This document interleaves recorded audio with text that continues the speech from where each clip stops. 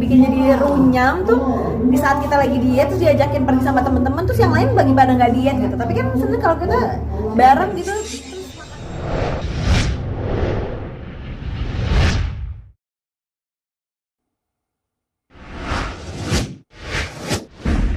makan sebenarnya kalau dokter tuh biasanya ngasih apa namanya do's and don'ts gitu. Jadi benar-benar apa sih yang jangan dimakan, apa sih yang lebih baik dimakan gitu. Yang perlu diingat lah gitu, kadang-kadang tuh nama diet itu tuh sebenarnya bukan diet hanya bikin kurus ya gitu ya. Ada juga diet itu tuh mengatur makan ya dok ya. Jadi kadang-kadang orang tuh salah persepsi gitu diet padahal diet itu nggak makan atau diet itu tuh cuma bikin kurus. Ada juga diet yang bikin ngisi badan kalau dia kurang nutrisi misalnya gitu. Jadi emang persepsi orang tuh diet tuh kayaknya tuh kelaparan gitu ya, jadi kayaknya nggak makan, sedangkan sebenarnya diet yang benar itu ya diatur tetap harus makan gitu. Artinya tuh diet itu tuh sebenarnya mengatur iya, dia tuh berasal dari bahasa Yunani namanya dietika, artinya way of life. Jadi diatur pola makannya, jadi nggak hanya nggak hanya ngurusin badan. Kan orang Indonesia kan mikirnya kalau diet itu kan diet nggak makan biar kurus gitu kan, tapi sebenarnya diet itu mengatur makan. Dan mau bikin sehat itu bukan berarti, atau mau bikin kurus itu bukan berarti nggak makan, tetap harus makan.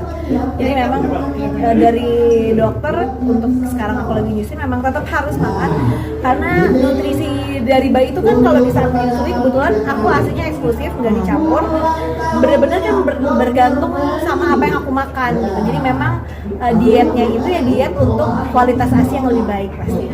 Oke, ini aku tuh baru kita 2 tahun terakhir ini lah dari pandemi itu.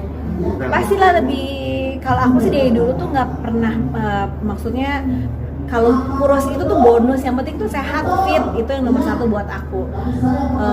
Nggak pernah juga dari dulu tuh yang kayak kalau emang maksudnya kalau kita pengen agak mungkin lebih kurus atau lebih berisi itu tuh emang karena kemauan sendiri aja, bukan berarti setiap saat kayak gitu juga kalau buat aku ya gitu. Karena menurut aku cantik itu bukan nggak harus yang kurus langsing, tapi yang penting sehat dulu gitu. Ya lebih ke karena kesehatan sih ya dok ya gitu. Apalagi kalau lagi nyusuin gini lebih banyak milih makanan sih, karena ya itu dia, nutrisi bayinya itu kan tergantung sama apa yang aku makan.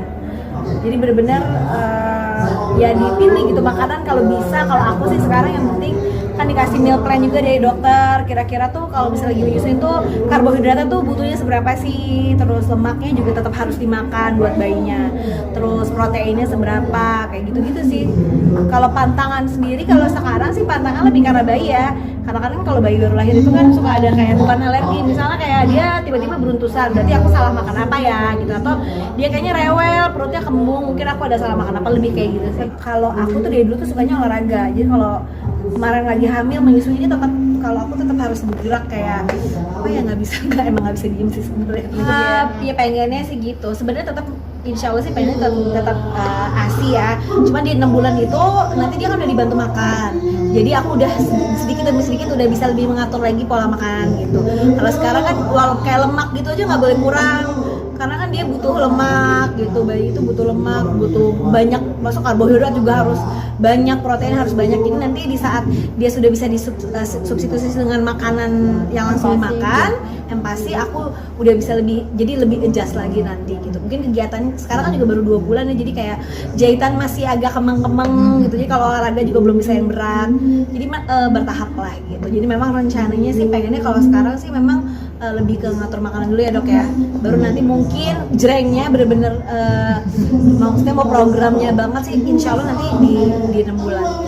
Aku tuh gak pernah nimbang, jadi aku gak pernah punya target. Menurut aku kadang-kadang kita tuh gak bisa berpatokan sama timbangan ya. Kadang-kadang mungkin di si A timbangan 50 kilo itu udah kurus, di B 50 kilo itu masih gendut. Jadi menurut aku bukan di timbangan, tapi lebih di proporsional aja sih sebenarnya. Kadang-kadang jadi supaya tahu. Kadang-kadang misalnya kayak aku lihat teman aku misalnya awalnya 50 kilo terus dia naik ke 51 kilo, 52 kilo, tapi nggak kelihatan lebih gendut karena sebenarnya komposisinya dia si massa otot yang nambah gitu. Jadi sebenarnya nggak bisa dilihat dari berat badan sih kalau menurut aku gitu. Ya kalau aku mau nambahin lagi sih sebenarnya tips diet itu satu lagi, ya itu pasti kemauan nomor satu, terus goals.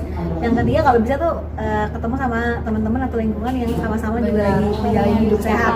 Karena di saat kita ketemu banyak teman, misalnya ngobrol, kita tuh jadi kayak punya support. Terus kalau misalnya ada yang saling ngingetin, terus kayak berjuang sama-sama lah kayak gitu akan lebih palingnya rasanya lebih nyaman dan lebih menyenangkan. Iya, jadi biar seru. Terus kayak kebetulan kan dokter banyak pasiennya, jadi banyak teman-teman aku juga. Jadi benar-benar bareng-bareng, olahraganya bareng, kita makannya bareng. Kadang-kadang kan yang bikin jadi runyam tuh di saat kita lagi diet terus diajakin pergi sama teman-teman, terus yang lain bagi pada nggak diet gitu. Tapi kan sebenarnya kalau kita bareng gitu, terus makannya bareng, jadi kita milihnya juga sama-sama pilihan yang lebih sehat.